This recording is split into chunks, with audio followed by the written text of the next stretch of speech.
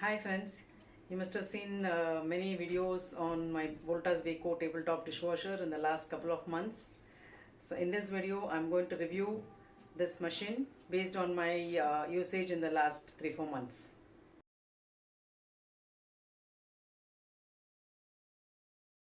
So let me first start with the pros of the dishwasher. It's very compact and got a sleek design, and it is ideal to be placed on a countertop or any tabletop. So because it can be kept on the countertop, the inlet can be taken from any of the tap in the kitchen sink and the outlet can be let into the sink itself. Minimal programs without options makes it easy to operate.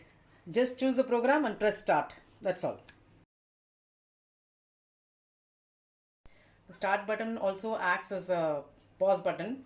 In case you have forgotten to place any utensil, it can be added using this button at the initial stage of any program. Beep sound at the end lets us know that the program is completed. 24-hour delay start is a very convenient feature. So now the interiors. For an 8-place sitting, there are 2 racks which is not usually found in small dishwashers of this size. The top rack height is fixed, it is not adjustable, but you can't expect more than this in a dishwasher of this size. So it's only suitable for placing items like small bowls, some small lids, plates, ladles, and some cups, katoris, etc. And you need a knack to place all those things because there are too many big gaps here as well. So things can fall down, you can see. In spite of the size of the dishwasher, you can keep full-size plates on both the sides because of this unique design of the top rack and also the small size of the spray arm. One definite plus point is that the manual clearly gives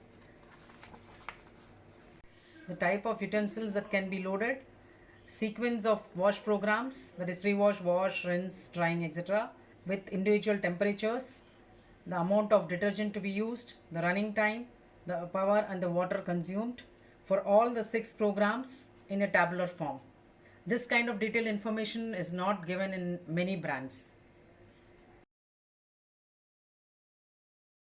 One major merit of this machine is the presence of auto resume feature. Although it does not resume from the point where it stopped during power cut, I would say that it doesn't go to the beginning of the program either. From what I have seen during my trials, it goes to the beginning of the segment which was in operation during power cut. Like if it was in wash, it goes to the beginning of wash. If it was in rinse, it goes to the beginning of rinse, and so on. I'm actually trying out these things in different programs at different stages of the program, and we'll be posting a video on this very soon. So now over to the cons. So if you take the lower rack, you can see there are so many tines. Since the tines are non-foldable, placing dishes in the lower rack is a bit tricky.